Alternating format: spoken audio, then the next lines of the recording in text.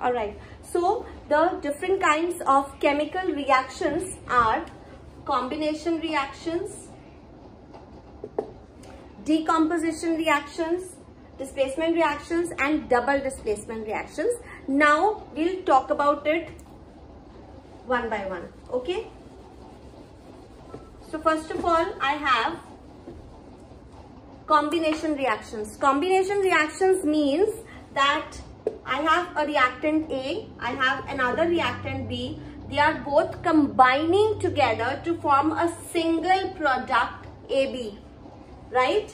So these are the reactants and this is the product. So I have got just one product. What does that mean? That both of the reactants have combined completely to form one single product. Such kind of reactions are known as combination reactions. It could also have like this, A plus B plus C gives ABC, or maybe D. Yeah, it could also be D. So it could be any number of reactants here, but finally I am getting a single product.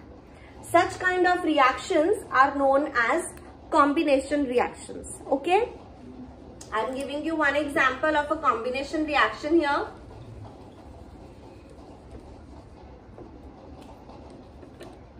C plus O2 gives CO2. Do you understand? This is a combination reaction. Next we come to the second kind of reaction, that is decomposition reactions. Decomposition, as the name only indicates, what is happening? I have got a single reactant. It is breaking down into 2 or 3 or maybe more products. Understand? That kind of a reaction is known as a decomposition reaction. So do you understand that they are actually reverse of each other? In the first one, we had got a single product, and here we have got a single reactant. Okay. So like I would have AB gives A plus B, right? AB gives A plus B. I'll give you an actual example also for this. Suppose I have CaCO3, I heat it. This is a symbol for heat. Okay, I have CaCO3, I heat it and I get calcium oxide and carbon dioxide. This is known as a decomposition reaction, in which one product is there, it is breaking down to form, one reactant is there, it is breaking down to form 2 or more products. Another example, H2O2 gives H2O plus O2. Fine. This is another example. This is not a balanced equation, okay, because right now I am just giving you, I think write like this one. Fine. 2H2O plus O2. Fine. So hydrogen peroxide is breaking down to form water and oxygen. This is another example of a decomposition reaction. Understand? Let's move further to see the third kind of reaction.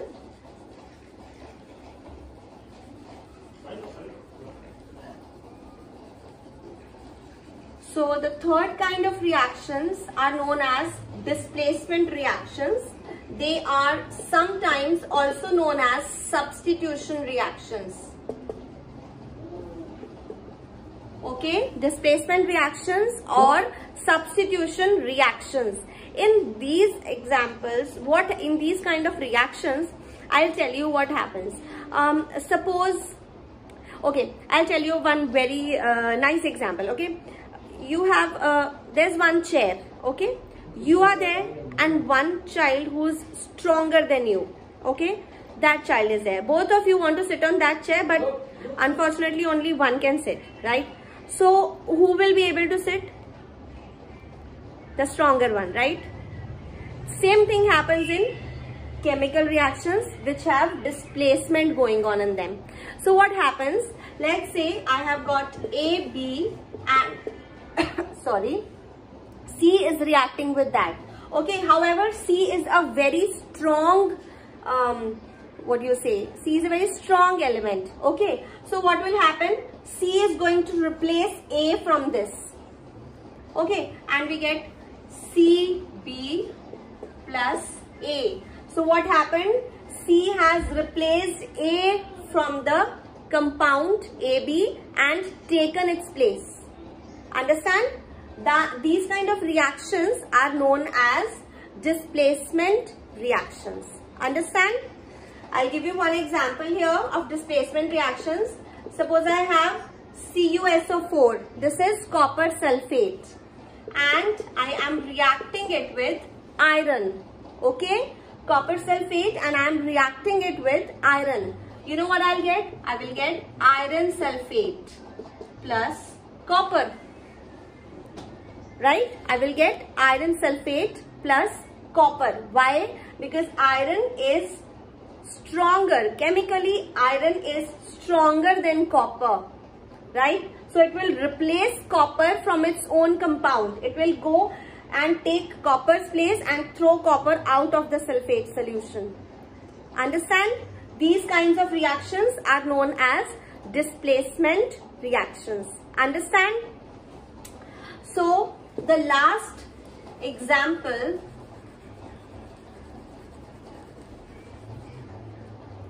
are the double displacement reactions. Double displacement reactions in which what is happening, suppose I have got AB and I am reacting it with CD. So what will happen? A is going to take C's place and C is going to take A's place. Swapping. Understand? They have swapped their positions. So I get CB plus AD. Understand what is happening here? None of the elements or the compounds are thrown out of their compounds. In fact, they are just changing their positions. Understand? I'll give you an example for this.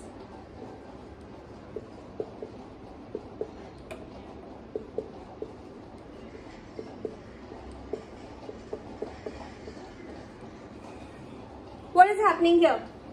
Na is sodium, okay? Sodium had combined with hydroxide and hydrogen had combined with chlorine. Now, sodium will combine with chlorine and form sodium chloride, and hydrogen will combine with hydroxide to form water. These kind of reactions are known as double displacement reactions, in which both of the parts of the compounds have swapped their positions. Understand? Alright. So why we studied about all these different kinds of reactions, my motive was that you should know what different kinds of reactions you could come across. Because the next topic, actually the next chapter that we will study, not now, but in your class 8 science book, the chapter that I am trying to introduce to you is materials, metals and non-metals. Till this time you don't know anything about this, but if you know whatever I have taught you, it will help you understand metals and non-metals in a better way. That is why we have done this little revision and the brushing up of the concepts. Understand? So I think till now you would have understood what exactly are elements, compounds, molecules, chemical reactions, chemical equations, different types of chemical reactions. You have all understood that, right? Now we will move further, and now we will talk about metals and non-metals. Understand?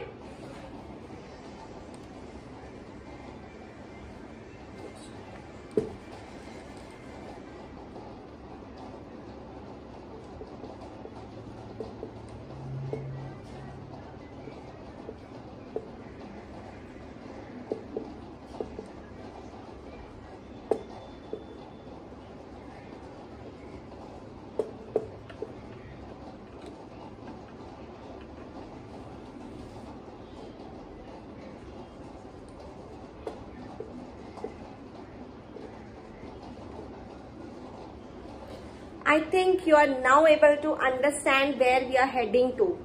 From materials, we came down to pure substances and mixtures. Then pure substances, we came down to elements and compounds. And from elements, we have come down to metals and non-metals. Understand? So, here now we are going to start why are we differentiating metals and non-metals when both of them are elements only, right? Both of them are elements. Metals are also elements, non-metals are also elements. But what actually is leading us to create some kind of differentiation between the two? That I'll tell you now.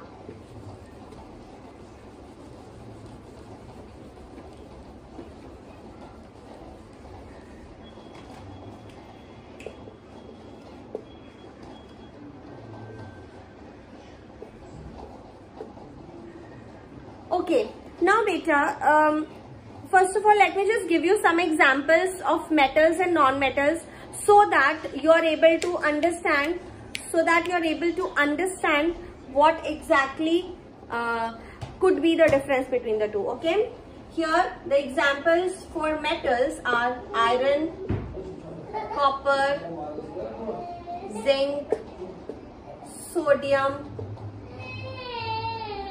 potassium,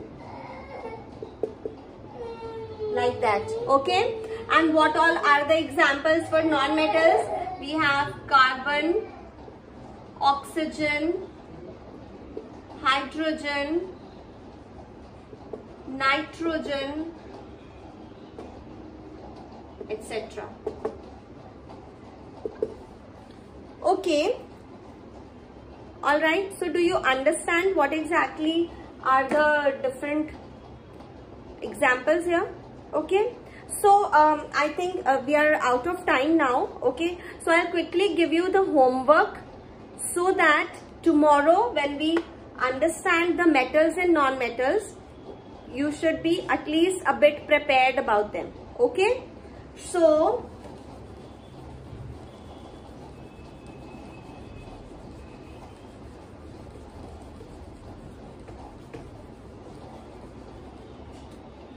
your homework for today is name any 10 metals and any one use for each of them.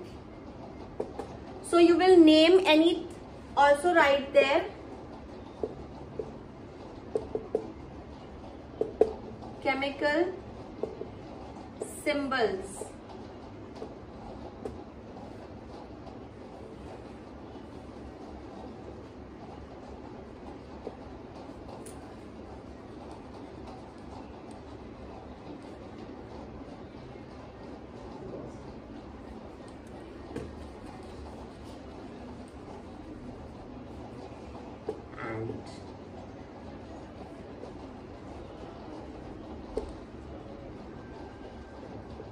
Okay, so name any 10 metals and non-metals. That means you will name 10 metals, you will name 10 non-metals, you will also write their chemical symbols, and you will also write any one use for each of those metals and non-metals. But beta, no problem if the use is common for 2 or 3 metals or 2 or 3 non-metals, doesn't matter. ऐसे मत सोचना कि मुझे different ही लिखना है use.